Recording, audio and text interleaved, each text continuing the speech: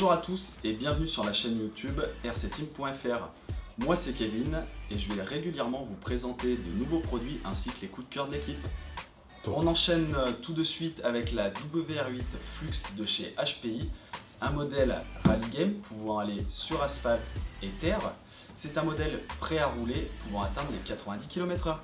Nous retrouvons dans le contenu de la boîte le véhicule avec la réplique de la carrosserie de Ken Block. Ensuite, nous retrouvons la radio 2 Go 4 avec volant déporté, ce qui améliore le confort. Ensuite, la notice en français, des autocollants HPI, quelques clés et les piles pour la radio.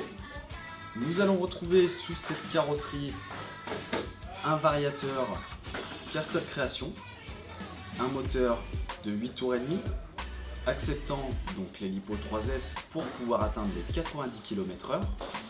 Ensuite, nous retrouvons niveau châssis des barres anti-roulis, amortisseur hydraulique et une transmission principale métal.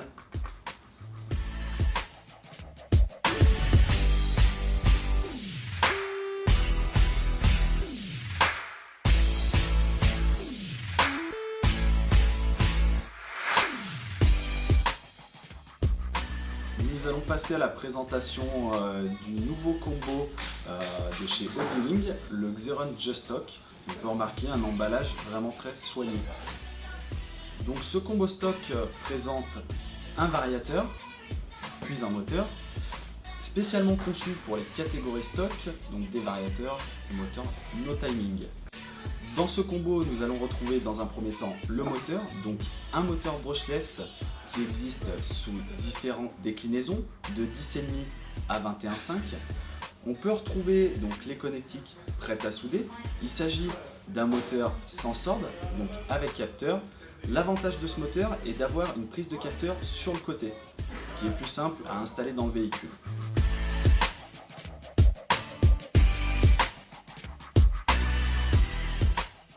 Dans un second temps, nous retrouverons dans ce combo Just Stock un variateur 60 A avec une compatibilité 2S ou 3S, un variateur avec un capot aluminium donc pour améliorer le refroidissement de l'électronique.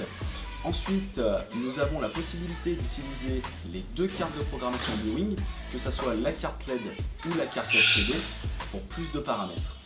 Ensuite, nous avons surtout remarqué sur ce variateur par rapport au précédent une taille beaucoup plus compacte.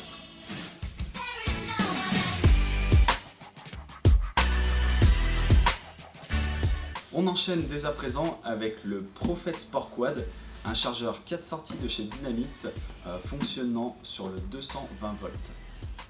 Nous allons retrouver donc dans la boîte du Prophet Sport Quad le chargeur, le connectique d'alimentation, donc les prises d'équilibrage, les connectiques de charge, donc 2 EC3 et 2 DIN avec une connectique fût à bas, et également la notice en français. Donc ce Prophet Sport Quad est un chargeur 4x50 watts, donc muni de 4 sorties indépendantes. Donc on peut voir que le corps est en aluminium, donc ce qui avantage le refroidissement. Il est également muni de 2 ventilateurs. Donc ce chargeur là est vraiment intéressant sur le fait qu'il peut vous servir également d'alimentation. Donc chaque sortie peut vous servir d'alimentation en 6 ampères. Donc vous pouvez charger, admettons, 3 accus LiPo et utiliser simplement une sortie en alimentation pour brancher vos couvertures chauffantes, admettons.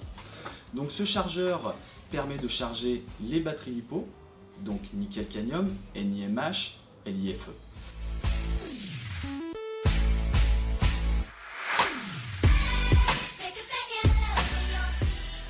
Pour terminer cette vidéo, je vais vous présenter l'Ultima SC6 de chez Kyosho, qui est un short course 4.2. C'est un véhicule qui est prêt à rouler.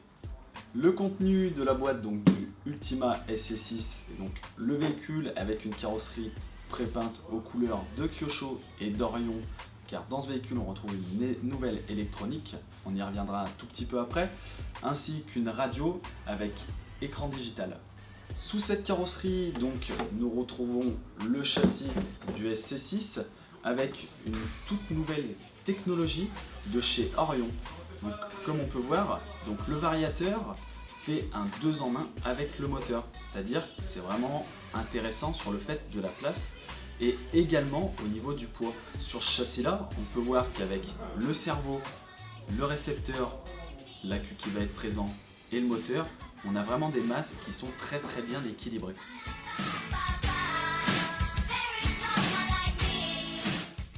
Sur ce châssis, on retrouve 4 amortisseurs en aluminium réglables, donc hydraulique bien sûr. On retrouve également une très bonne idée de chez Kyosho pour ce kit-là, les biellettes à pas inversé qui facilitent vraiment le réglage sur les pistes ou même chez vous quand vous changez votre setup. Ensuite, on va retrouver le slipper et chose intéressante, le châssis donc en aluminium 3 mm recourbé, ce qui évite donc sur les bosses ou chocs de plier le châssis. Donc ça permet d'avoir un châssis vraiment rigide.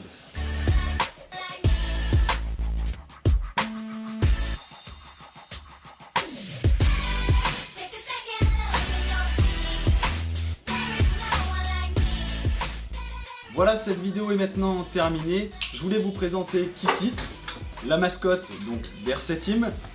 Maintenant, je vous souhaite une bonne journée ou une bonne soirée. Kiki et moi vous disons à la prochaine.